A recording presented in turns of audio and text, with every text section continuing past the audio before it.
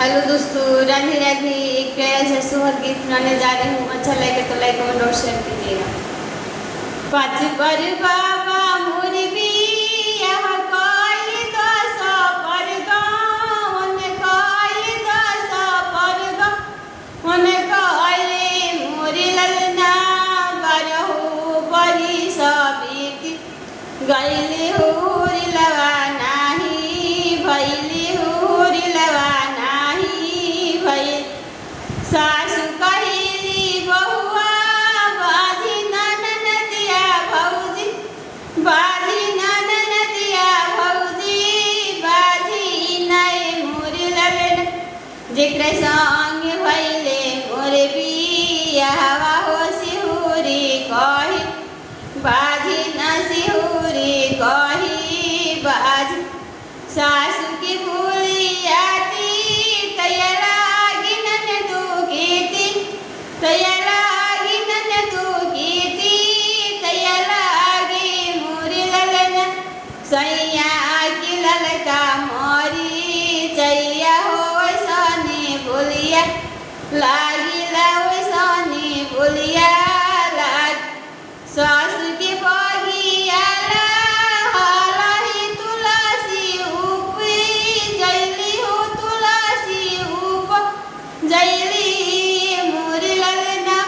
जहाँ देवर खिले गोली डांटा हो तुलसी ले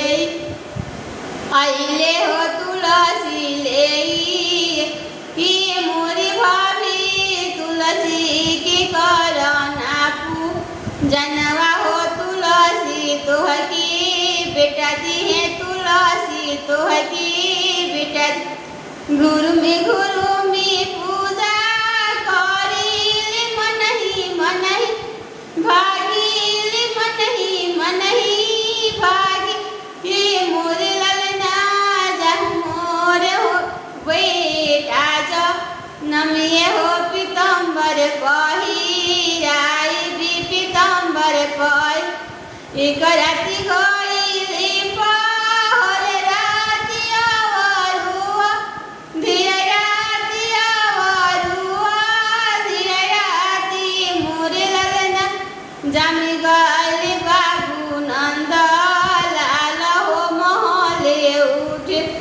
सोहर महले उठे सो सासु जी आविली